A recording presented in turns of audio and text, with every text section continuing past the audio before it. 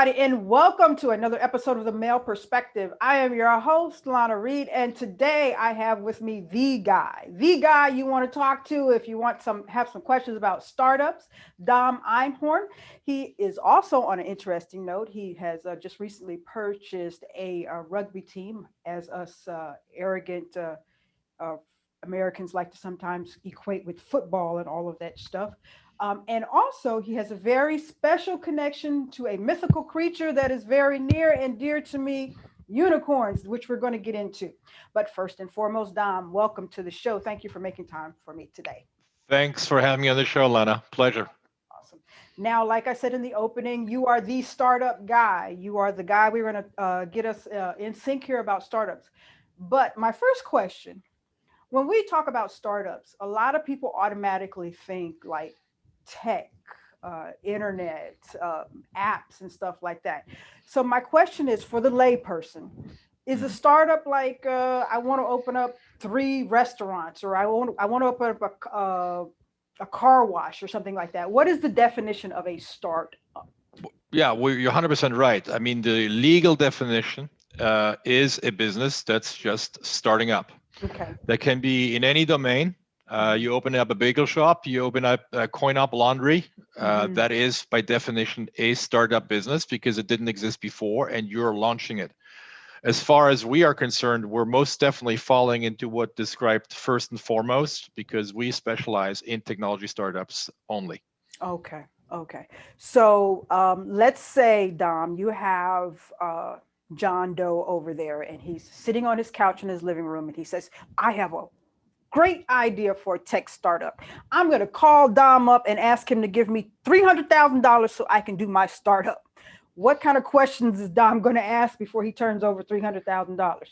So yeah, you probably wouldn't be speaking to me first and foremost, Okay. because we do have an intake, because we do get, I would say, on a bad day or sometimes on a good day, 50, on a bad day or sometimes on a good day, 100 plus requests Mm-hmm. that are actually, I would say, pretty well prepared, meaning they come with a pitch deck for the majority of them.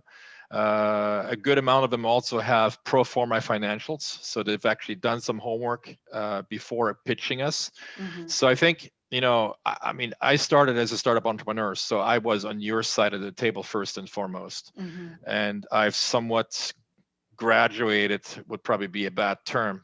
Maybe it's a downgrade. Mm-hmm. Over the years, I've become an angel investor, Okay. which, as its name indicates, you can have a hellish experience with an angel investor as well.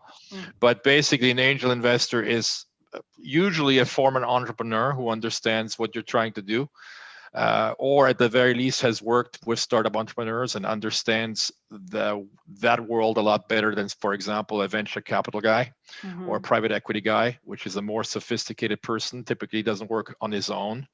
So what you define as angel money is usually considered as easier money. I say easier, not easy. There's Mm-hmm. a big difference there as well. But usually what I like to stress is that, what we're doing here at Unicorn is we're trying to bridge a gap that we've identified in the market between startup entrepreneurs looking for funding Okay. and angel investors and beyond providing that funding. Okay. So Okay. little anecdotes here for Okay. those of you, many of you may already be familiar with this problem. Okay. When I first started, I moved from France to the US in 1993 to launch a digital media startup. And about 18 months later, I was sitting for the first time in my life at the age of 23, 24, in front of a sophisticated investor. Mm. I was enthusiastically pitching him on my idea and what made it so unique. And he looked at me almost incredulous because clearly, he didn't understand what I was talking about. And then I let him speak.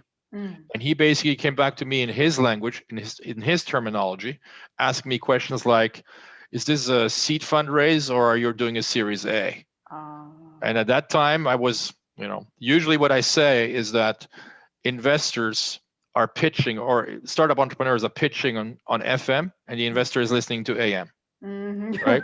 So you have a nice little disconnect there between the two worlds. And I think 25 years later, while it has somewhat improved, we still see most of these fundamental disconnects on a day-to-day basis, where, for example, you may have a very bright young kid engineer or a group of kids that came up with an amazing concept and may even have a proof of concept for that, right? Showing that there is product market fit, that there is an actual demand in the marketplace, and that they can actually sell what they have conceived very, very quickly. You mentioned the mobile app earlier. There are a number of them that we're involved in because that's at the very heart of what we do. But when it comes to them communicating to the investment community, that is something that's not being taught to them in school, or most of them. Right? There's certain curricula right now that actually is training you and actually being able to make that pitch, so you can bridge that gap. Because at one point in time, if you start a business, any business, and you intend to scale it, you logically will need to have resources to grow. Those resources usually in that space do not come by way of the banking system. When you look outside the banking system, you're typically in the early stages at the seed funding stage or the Series A funding stage, looking towards angel investors, because those are individuals and not corporations usually, even though some angel investors network and have over the last few years built angel networks. But basically, if you're able to convince those investors, that money would come to you easier and cheaper than a larger entity like a venture capital fund, right? But it's all about talking to them at the same level and understanding each other. So again, to encapsulate the problem, what you obviously often have in this space is, the scenario of, let's say, a lone wolf or a solo entrepreneur. And let's assume he's the best engineer since sliced bread, right? Well, he may be fantastic in engineering, but when he sits down in front of an investor, an astute investor, he's completely lost for most of them, right? Which is understandable because we all have specialized knowledge.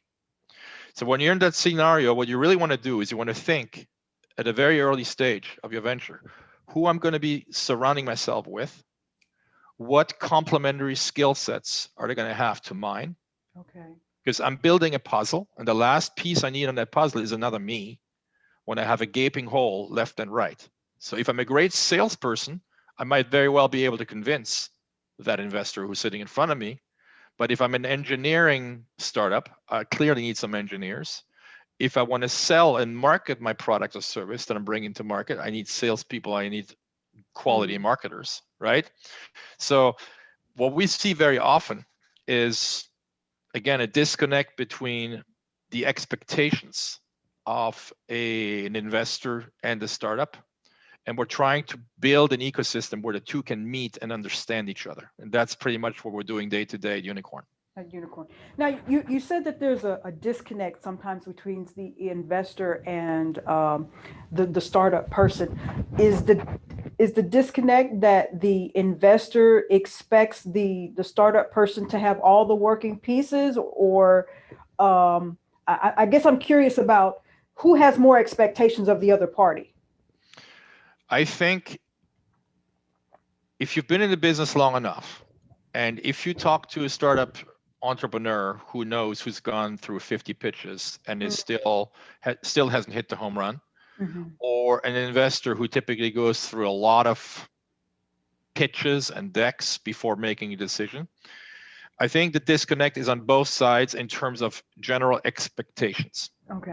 So for example, a simple expectation, for example, from a startup entrepreneur would be they all believe that their idea is the best since sliced bread and the product. Nothing against it. It might very well be. Even if it is, you have to be able to communicate that value proposition efficiently to the person who's listening to you on their level of sophistication. So, for example, most investors at the angel level, they are not tremendously sophisticated in technology. So you have to be able to dumb down what it is that you've built and not lose them in engineering talk. On the flip side, the investor is well versed in financial terms and should be able to properly communicate, his value proposition to the startup entrepreneur so the two can actually find common ground. Or each party should have a specialist on the team that can bridge that gap. I see. But very often this is still missing. And then Okay. the startup entrepreneur says something that ticks off the investor, or vice versa, right? The investor may say something more rare, because obviously the startup entrepreneur is looking for money and sometimes does a deal with the devil or a bad deal, right? You have to be careful about that as well. I've been through that. I've done that. So usually what I tell people is like, look, I cannot tell you exactly what it is that you should be doing, but for damn sure I can tell you what it is that you should not be doing, because I've done it, right? And that's what 30 years of hindsight and experience will actually teach you. Awesome. Now, on that note, what you should not be doing, one of the things we hear all the time about startups is this concept of pitch, the elevator pitch, which you've mentioned previously. When it comes to giving the pitch, what are some, this is the worst I have seen, please do not do this? Because you only have a certain amount of time to get this concept through. From what I'm understanding about pitches, what are some things that you should not be doing when it comes to pitches? So obviously we're all our pet peeves. I have a few of them, right? When it comes to elevator pitches. So for example, we can talk a little bit later about what I actually would consider to be an excellent elevator pitch. But if you come to me and say, there's no such thing on the market, okay, immediately I think two things. Either there is something already on there that I know or will find within 10 seconds that you're not aware of, which is already bad, or there is no product market fit. In other words, you may have a vanity idea that you've turned into a product or service, thinking that there is a ready market there for you waiting, when in fact it does not exist. Okay. In the worst case scenario, it's both, right? Because here's what happened over the last 25 years. When I started in the tech business in the 90s, it was extremely expensive to launch your business. If you needed a database, you needed to purchase in 1998, 99, 2000, what was called an Oracle server license. Yeah, I've heard it. Okay. MySQL. And it would set you back $32,000 per license. One example. Today, that is free. MySQL is free. Another example is in 1996 through 1999, my monthly bandwidth bill was averaging between $7,000 and $10,000 US. And I was using 800 times less bandwidth than I'm using today. And today I'm paying close to zero. Wow. So what has happened over the last 25 years is that the entire process of launching a technology business has been vastly democratized, which is great, and vastly demonetized, which is even greater.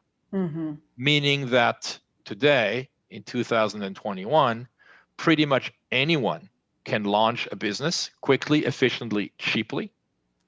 The downside to that, there are two major downsides that I personally see every single day, is number one, vastly increased competition, because as a result of everyone being able to launch quickly, efficiently, and cheaply, you basically have your neighbor has become your competitor, or your roommate has become your competitor, right?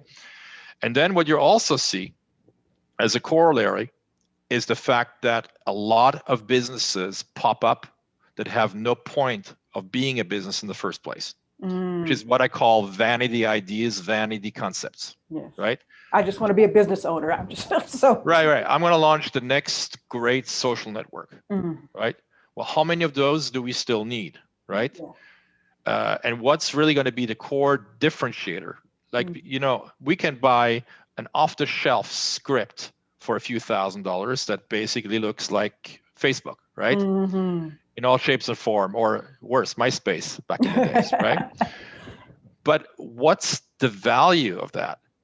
Considering that you have some massive corporations that have already staken their claim, right? How are you going to break through? I'm not saying you can't, but prove to me what's going to make you so fundamentally different that you can actually carve yourself a niche out of a market that's so overly saturated, right? So the vast majority of them, and let's be honest, the vast majority of startups fail, right? Very quickly. Like 1 in 5 years or something like that? Oh, within 2 years, 90% of them are gone. Wow. Right? In some extreme cases, more, depending on what domain and what specialty you're actually looking at. So you have to be aware of that, right?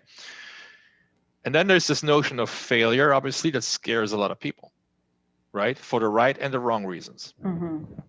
People may be afraid, because failure goes with fear, obviously, of looking bad to their peers, to their family, to their neighbors if they fail, is one example.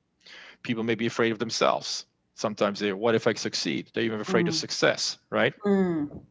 So I've kind of like, having had my ups and downs and a lot of more failures than successes, but the successes made up for the failures, sometimes in spades, fortunately. I've kind of like developed my own philosophy about failure.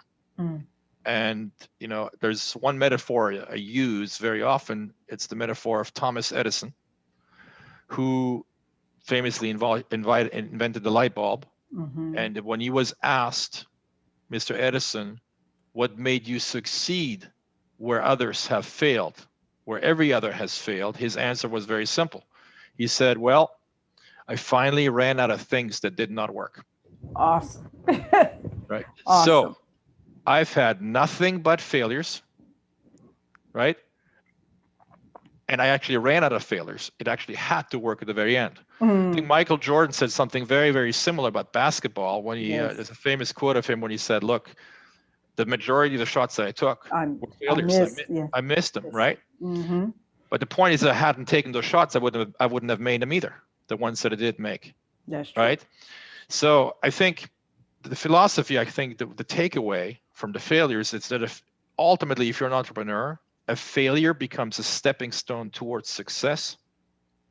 What you want to do is you don't want to delve into failure and like stay in there, right? It's a downward spiral. You want to fail as quickly, as efficiently, and as cheaply as possible. Right? As cheaply as possible. Okay. That's right. Because today you can iterate very quickly. You can pivot very quickly. So let's say you're a digital marketer and you're selling, I don't know, fashion online. Not something I do, but fashion online. I heard you did an art gallery though back in the early days. It's way different. Way different. Yeah, but whether it's art, whether it's fashion, you sell sneakers online, right? Quickly, what you want to find out is what the industry term is CAC, CAC, customer acquisition cost is. Unless you measure that, you're never going to know whether you're failing or succeeding, because what matters is how much you're spending to acquire a new customer versus the sales price, right? Because then you're going to have your margin of profit minus your costs, and that's how you decide whether you're actually making money or you're losing money. Okay. So when you're selling anything online, you're going to be testing out different marketing strategies. You may do some Google ads, you may do some Facebook ads, Twitter, et cetera, organic, social positioning, you name it. The key point there is to identify your failures very, very quickly, which you can do today with the right tools, right? So if you're running a campaign that's underperforming, it's costing you money, you can stop within a matter of hours, if not minutes, that campaign. And let's say you're running 25 or 30 of them simultaneously, which I would recommend. So for example, even on Facebook ads, you run a Facebook campaign, you can have multiple creatives, multiple campaigns running at the same time, going towards the purchase of the same item. One of them may be a complete failure, another one may be a smashing success. So you want to be able to tune out of that failure quickly and efficiently, reallocate your budget towards the one that's succeeding, and by way of iteration. And that's what I mean by fail as quickly as possible. I see. Because the sooner you notice that you're failing, the quicker you can stop and pivot away from that failure and focus on what works. Okay. Right? So measure everything. Look, if you're not in the tech business and you're opening a bagel shop, it's the same process, right? Because if you're a bagel shop, how are you going to bring people to your bagel shop? Well, you may take, back in the days, you may have taken a Yellow Page ad. Today, you're going to be promoting online. You got to make sure that you're on Google Places, you're on Yelp, you have good reviews, et cetera, et cetera. All of these initiatives also come with a cost. All of these initiatives also require proper iterative purposes, right? And be able to adjust on the fly and course correct along the way, quickly identify the failures, get rid of them, and then hard focus on what actually does work, right? So let's say that same bagel shop, you realize that people love your bagels, and the number one reason for your success is word of mouth. People take a bite of the, amazing bagel. I'm a bagel fan, so I use that as, you know what I'm talking about, right? Yes, Yeah. yes. So, yeah. So you have, let's say there's a person that just takes a bite of that bagel and goes, my Yes, yes. God. There's a line of people behind it. Oh, what did she just have? Right? So that's word of mouth, right? So you really want to focus. If that word works, continue doing that, because if you're producing an amazing product, you may never have to advertise, right? If you look at Amazon, what makes Amazon really fly is the amazing customer service. If you look at what we had before Amazon came about, and we tried to return a product, and people would give us the dirty looks and like whatnot, because what are you talking about? The product doesn't work, right? And you're still getting the dirty looks. No, sir, you had 30 days to return it. Today's day 31, right? For example. So Amazon got rid of all of these friction points, and by way of getting rid of these friction points, they built amazing trust and authority in their field, so that today when you buy something from Amazon, you know it's going to show up virtually immediately or very, very quickly. If there's anything wrong with the product, they will take it right back, right?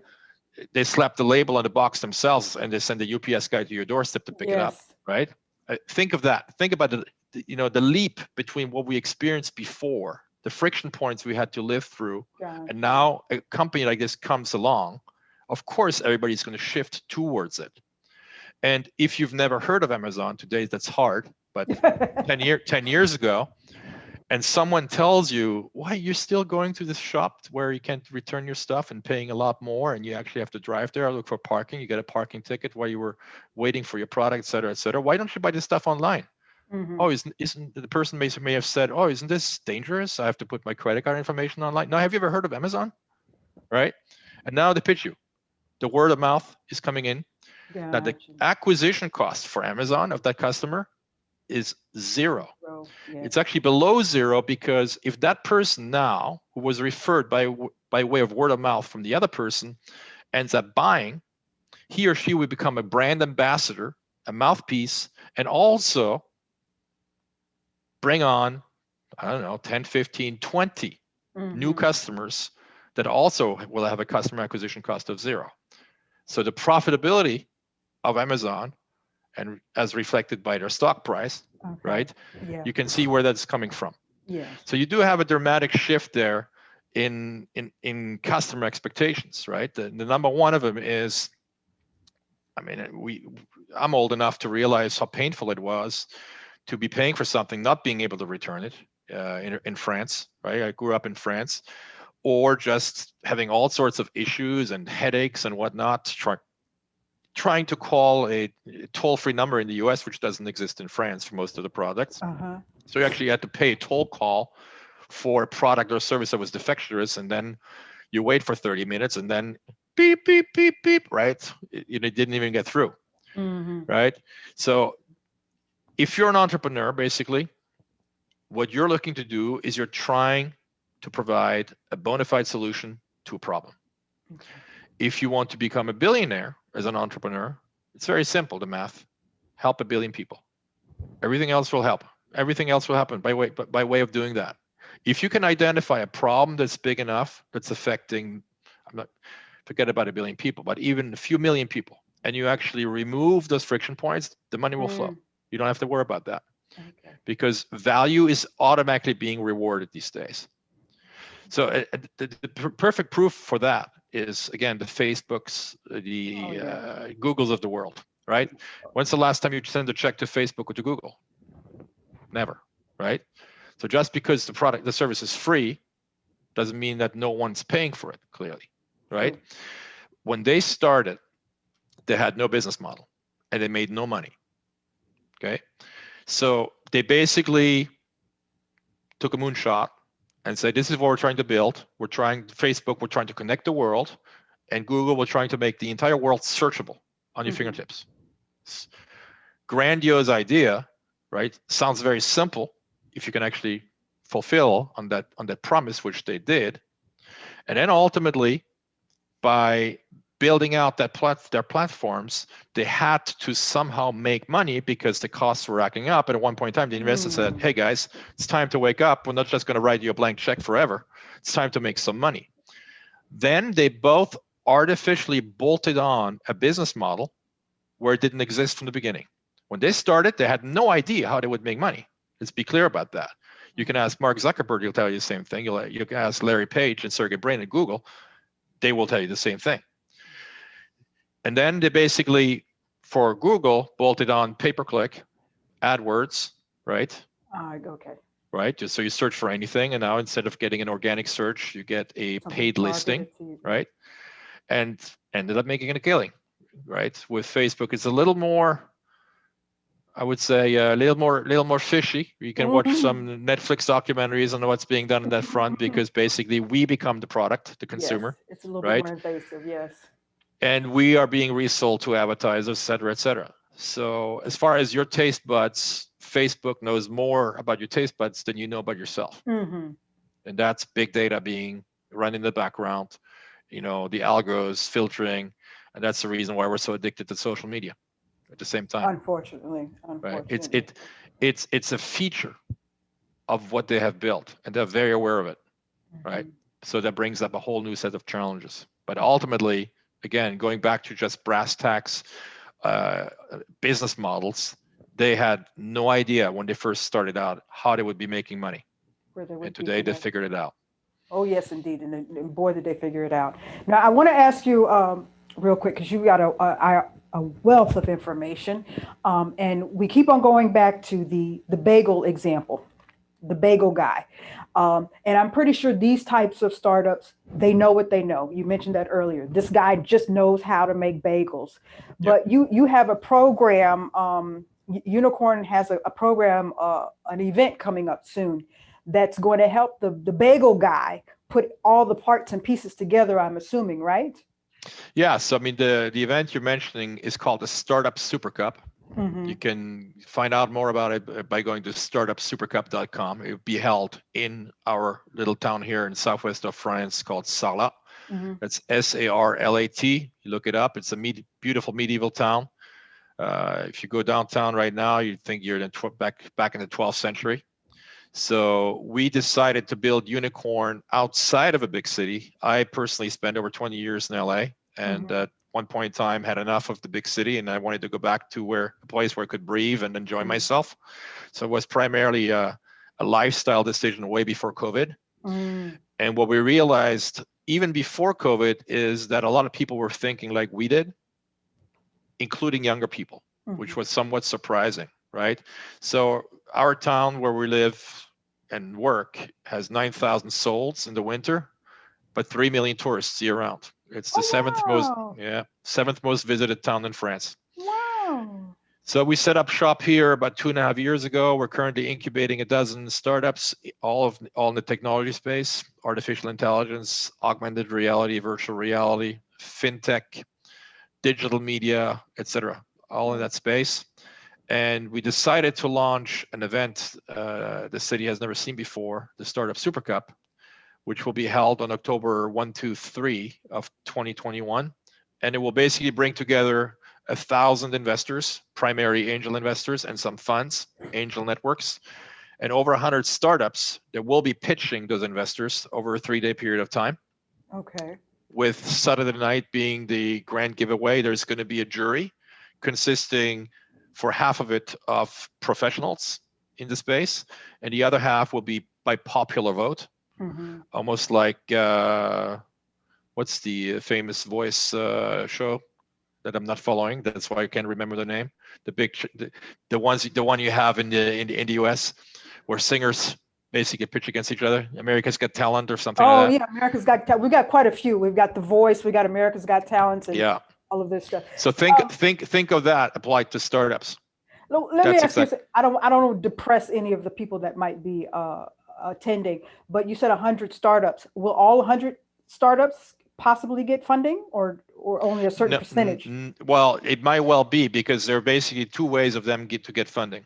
Number one is by just networking over 3 days, because there's a whole exhibition area. Oh, okay. okay, where investors attend. So, and we're driving investors into those exhibition areas. And Okay. then the startups will also be invited to pitch on stage. Okay. And then there will be, there's an area that we call the blitz pitch.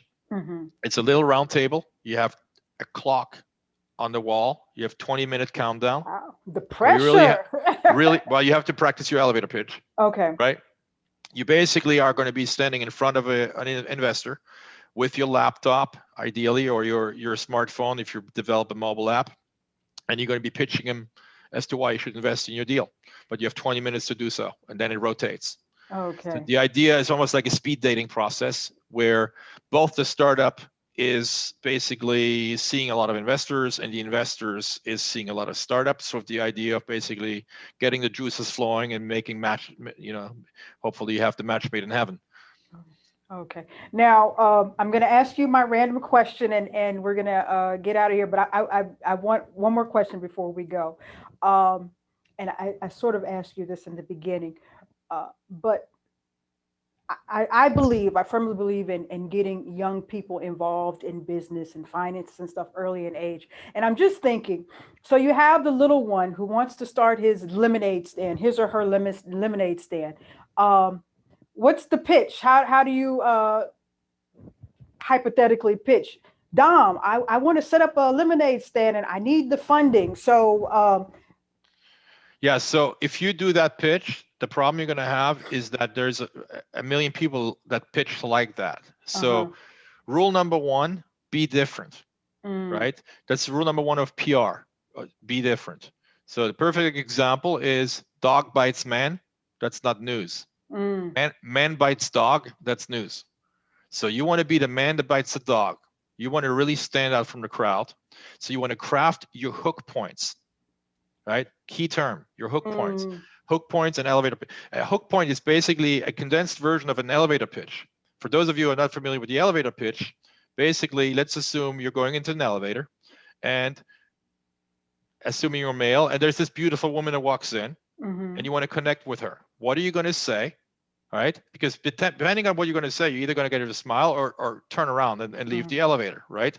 So craft that very, very carefully. It's the same thing in the startup space. Okay. Okay.